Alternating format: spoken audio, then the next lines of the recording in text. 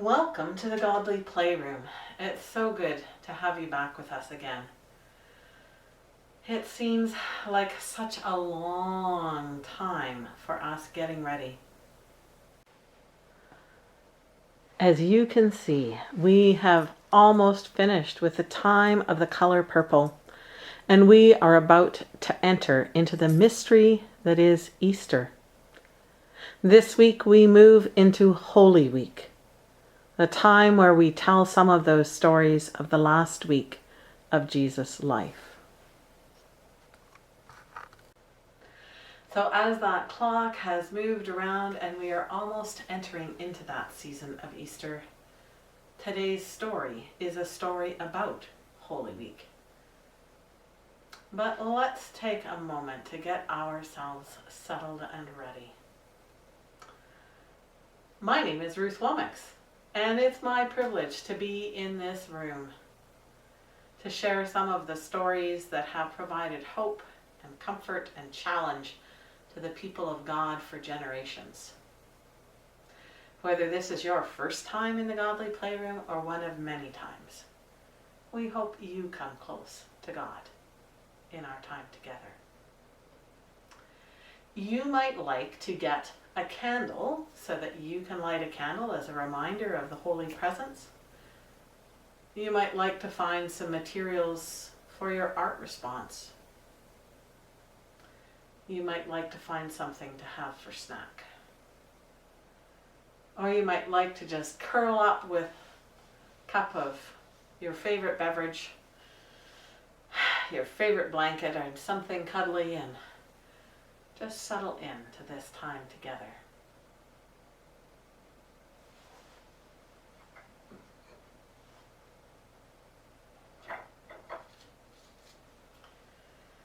We remember that once there was someone who said such amazing things and did such wonderful things that people began to follow him.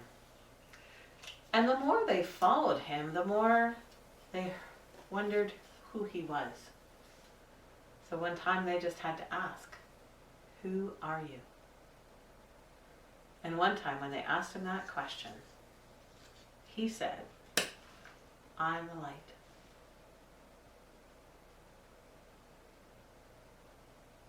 See how the light grows whenever it's shared.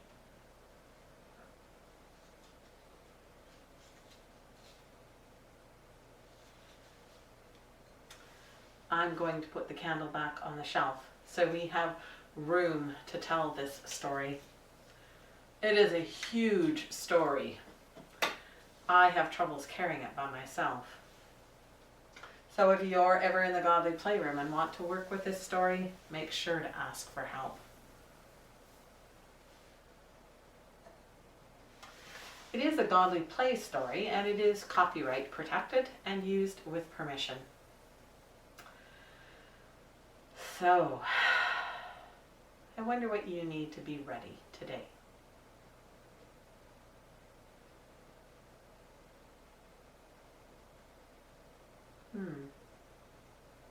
You'll know what you need. Sometimes it helps to sit and have our bodies be a little bit still, to turn off some of that background noise if we can, and just be present.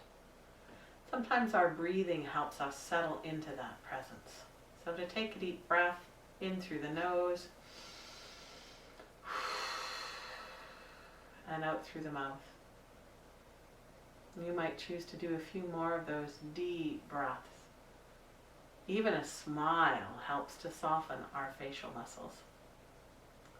And I'm going to move the camera a little bit closer so you get a better view of this huge story. This is a map of the city of Jerusalem during Jesus' time.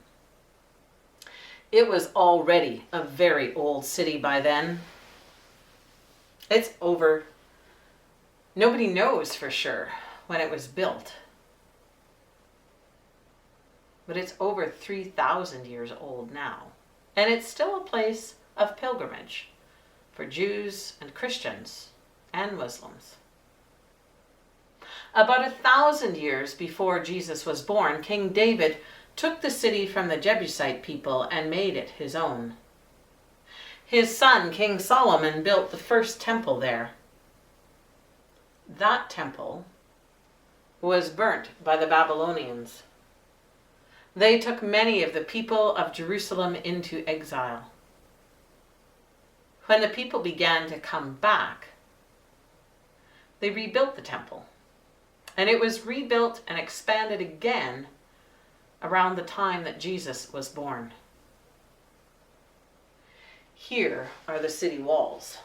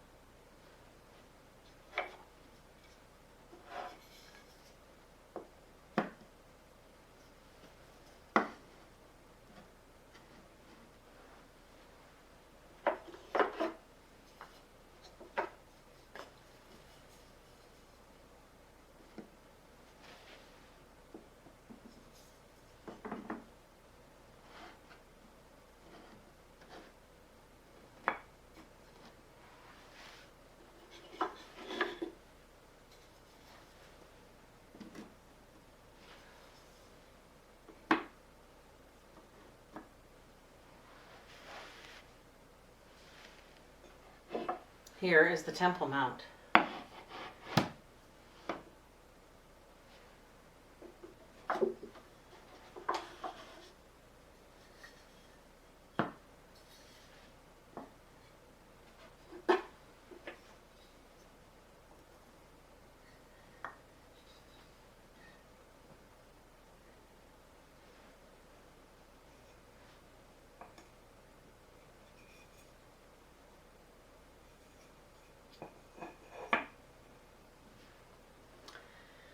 Here's the upper room, or at least as much as anyone can remember where it belongs after so many centuries. And here is the fortress of Antonia. The palace of the high priest Caiaphas. And the palace of King Herod. The Kidron Valley runs along the east side of the city. Some say that at one time there was a bridge from the city to the Mount of Olives, but others are not so sure. But the Mount of Olives was where the Garden of Gethsemane was and still is today.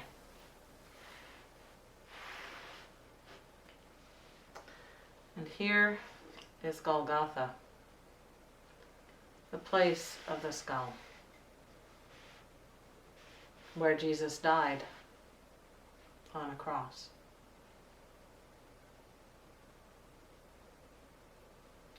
Once each year, the people of God come to Jerusalem to celebrate Passover, to remember how God brought them through the waters into freedom. Jesus has come to Jerusalem many times, as a child, as an adult with his family and friends. One time, the Mother Mary and the Father Joseph lost Jesus, the boy, in Jerusalem, and then they found him in the temple. This story is about the last time Jesus came to Jerusalem. And we tell it each year in this Holy Week season. Jesus and his friends would have come south along that Kidron Valley, following the winding, twisting Jordan River till they arrived at Jericho. There he healed blind Bartimaeus, and they had supper with Zacchaeus. After they left Jericho, they crossed the southern low desert and began the steep climb into the city. Perhaps they stopped at Bethany for their Sabbath rest. Jesus sent a few of his disciples on into the city to borrow a donkey. And on Monday morning, he rode that donkey into the city, probably through one of the southern gates, following the old pilgrim's route through the older part of the city to the Temple Mount.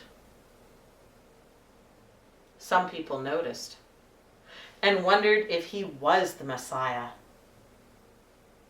They began to cut palm branches from the trees, and they threw their cloaks on the road in front of him. Some even shouted, "Hosanna! Blessed is the one who comes in the name of the Lord." Jesus and his friends would have climbed that limestone slab street of steps that leads to the Temple Mount. They probably left the donkey there if they went into the temple to pray. They might have come in through the double gate, or perhaps up the outside stairs into a wide open area, and then crossed it to enter the temple to pray. When they were finished, they went back out of the city, across the Kidron, and up to the Mount of Olives to spend the night. On Monday, Jesus came back into the city with his friends through that southern gate and went to the temple, where he began to teach. He probably sat with the other rabbis in that southwest corner of the great courtyard called the Court of Gentiles. And when they were finished for the day, they went back out of the city, across the Kidron, to the Mount of Olives to sleep. On Tuesday, they came into the city again. And perhaps this time they came up the inside stairs into that long, narrow portico where the Sanhedrin meets at one end. The merchants and the money changers were there. And Jesus got very angry when he noticed all that buying and selling going on in such a holy place.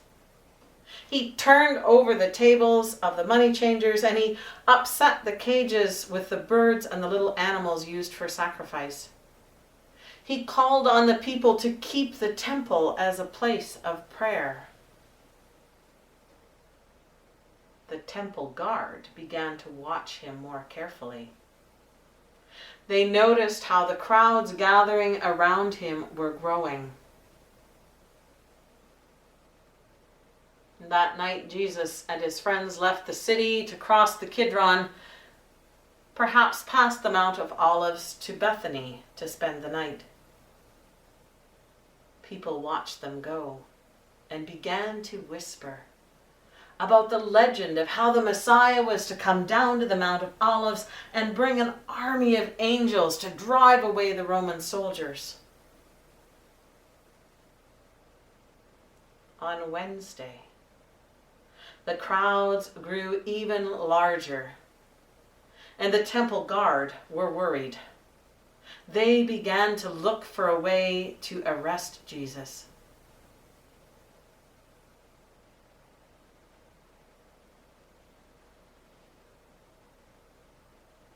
When Jesus went back out of the city and across the Kidron to the Mount of Olives, perhaps he and Peter, James, John, and Andrew sat on that hillside watching the sunset across the Temple Mount, talking and wondering about what would happen next.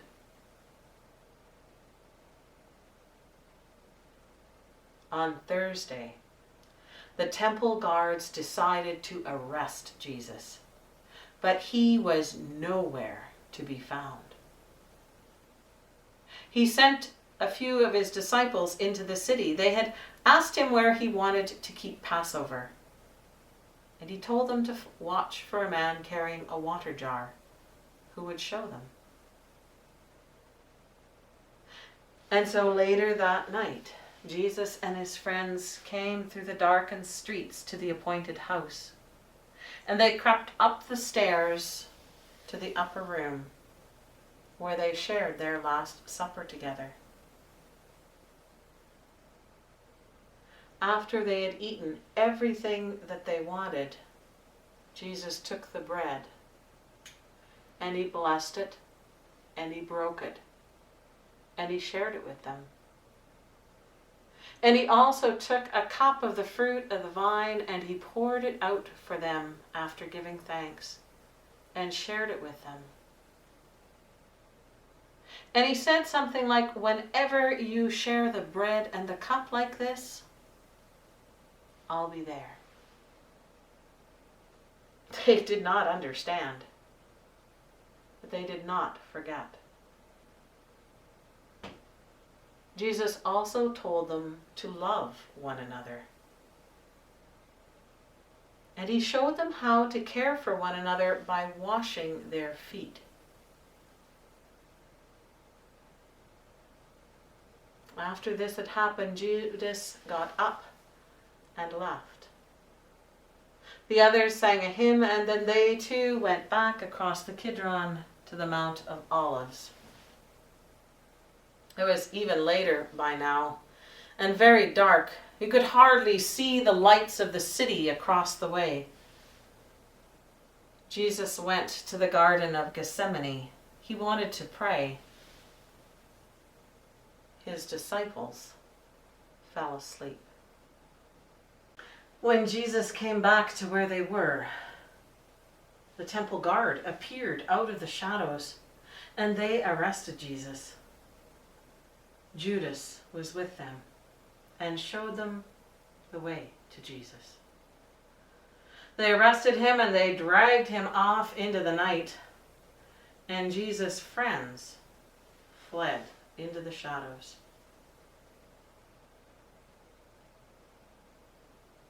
They probably brought Jesus to the house of Caiaphas, the high priest. And there they asked him many questions, but Jesus said nothing. Finally, the high priest tore his robes and he shouted, "Blasphemy!" And they convicted Jesus of the crime of pretending to be God. That night, they might have taken him to a jail in the Roman fortress of Antonia. And Friday morning, they brought him before the governor, Pontius Pilate, who also asked Jesus many questions. "Are you the king of the Jews?" "You say that I am." And Jesus wouldn't say anything else. When Jesus wouldn't answer, Pilate sent him to King Herod. King Herod quickly grew bored with Jesus, though, and sent him back to the governor. Pilate brought Jesus out before the crowds. There's a tradition at Passover that the governor releases a prisoner, and so he asked them, "Should I release Barabbas or Jesus?" And they shouted, "Barabbas!" And so Pilate handed Jesus over to the soldiers to be flogged and crucified. They took him through the city and outside the walls to Golgotha, and they hung him on a cross, and he died.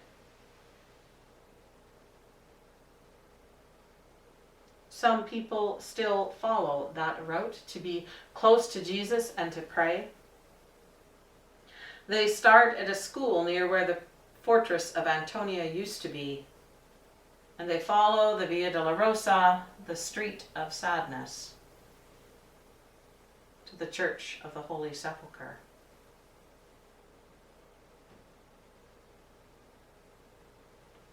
After Jesus had died, One of his followers, Joseph of Arimathea, asked to have the body taken down, and they put it in a tomb, which is a special place for the dead. And they rolled a great stone across the opening to seal it, like a locked door. On Saturday, the earth was so quiet, you could almost hear it breathing.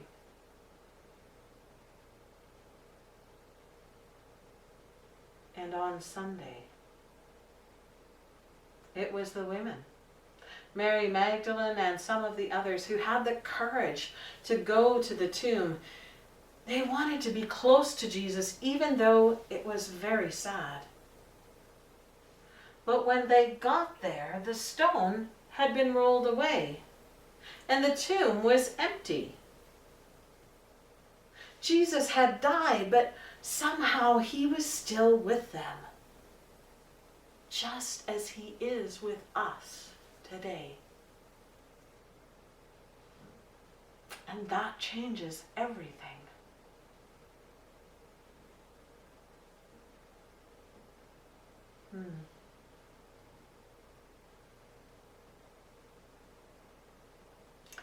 I wonder what part of this story you liked best.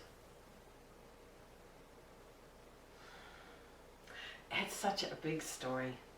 You might want to pause the video while you have conversations with the people in your household, or do some thinking about these questions.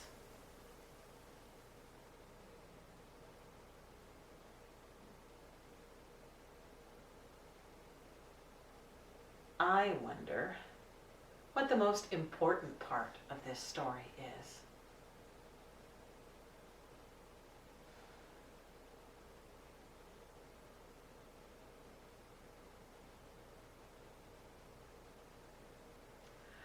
I always find it fascinating that as people today, we still tend to build great big buildings and places of worship and huge things, and we think that bigger is better. And yet for me, perhaps the most important part of this story is something that is empty.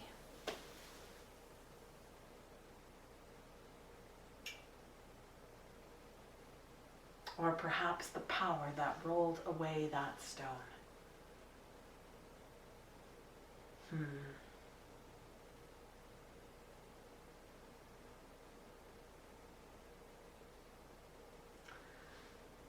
I wonder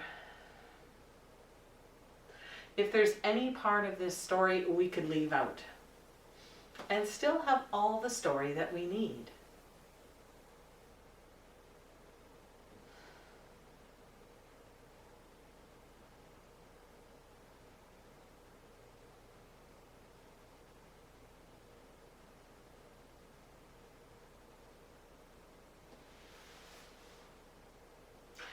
Always feels to me like a lot of back and forth. They go into the city and out to the Mount of Olives, and into the city and out to the Mount of Olives. Then he went to Caiaphas and the governor and to Herod and back and forth. And sometimes I get impatient. Maybe that's what I would leave out, is my impatience. Because it takes time for such a big story to unfold.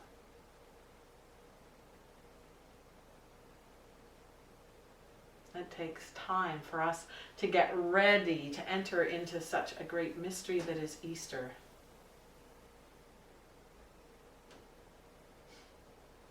Just as it will take time for us to celebrate the season of Easter, because we can't hold it in to an empty tomb or one Sunday. It just keeps on going all the way to Pentecost.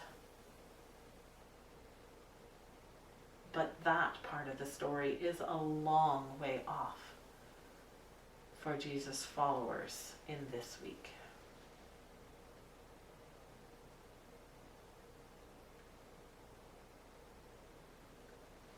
So I wonder where you are in this story, or what part of this story might be especially for you today.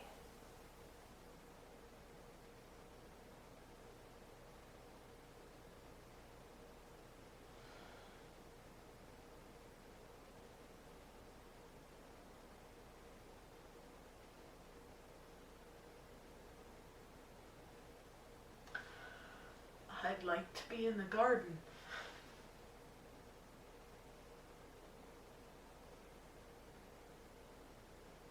Maybe praying with Jesus. Maybe sitting on the hillside watching the sunset or the sunrise. Talking with friends.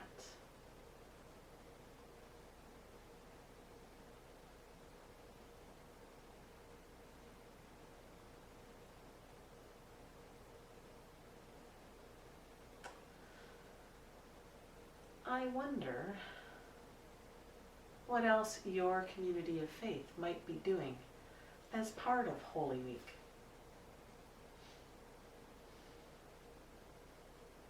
Sometimes there are extra services. Monday, Thursday is that service where we remember Jesus' commandment to love one another, and we wash each other's feet as a reminder of the service to which Jesus calls us.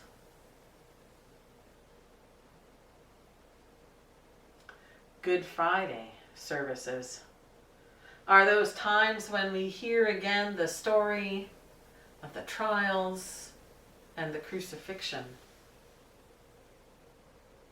And we wait with the women at a distance, grieving and weeping over the violence and the death and the sadness that is still so much a part of our world.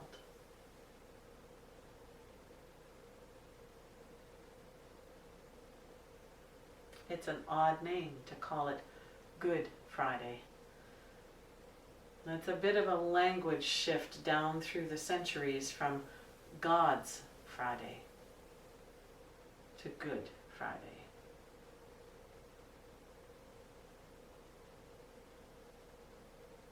And then sometimes some churches have what's called an Easter Vigil. And that takes many different shapes and forms. It happens sometime on the Saturday, and sometimes people will fast. They stop eating. They might only have water, or they might not even have water during that time. And they remember that space when everything was so quiet. You could almost hear the earth breathing. It is a reminder for all of us that when horrible, horrible things happen, we need time and space to sit, to lament and keep vigil, watch with one another.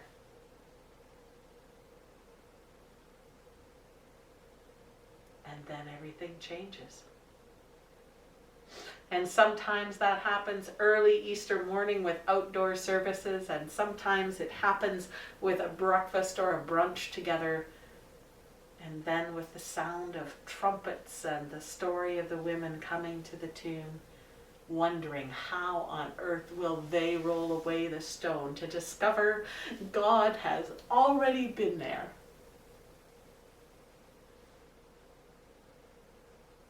And not even death itself can contain the love of God.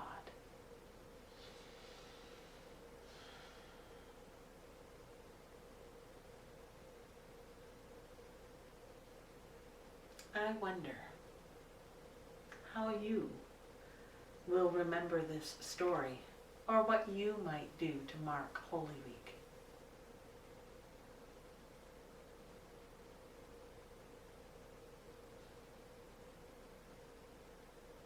If you're a reader, you might like to read over the story in the Bible. You might like to recreate parts of this story and tell it yourself. You might like to listen to some music. There is a lot of beautiful and sad music that has been written about Jesus last week. Some of those beautiful images that are so heart-wrenching of the Mother Mary holding her son's body before they lay him in the tomb.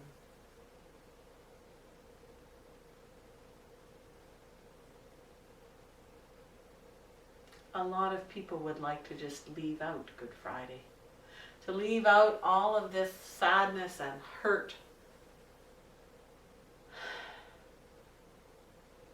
But they go together. That is the mystery of Easter. And whenever we remember the empty tomb, we also know the sadness of the crucifixion is there. And when we remember that shadowed and awful time of Good Friday, we know that Easter is there as well. And we can't pull them apart.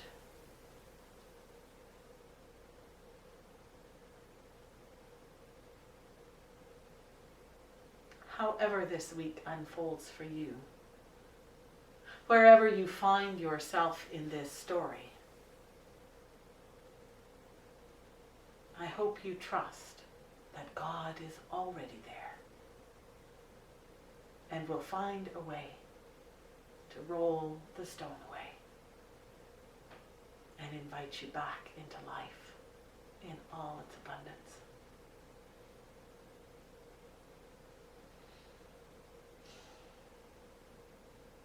I'll invite you to use this coming week as your response to this story. To share a feast at some point with those you love, whether that's on Zoom or Facebook chat or Duo or however that happens. And for now, we'll change the light. And remember the presence that is always with us.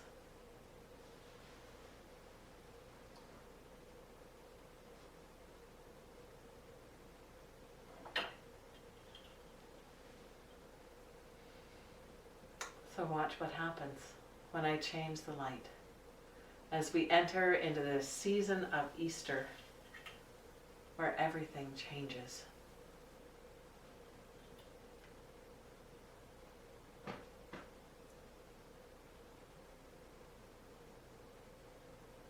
God bless. Be well.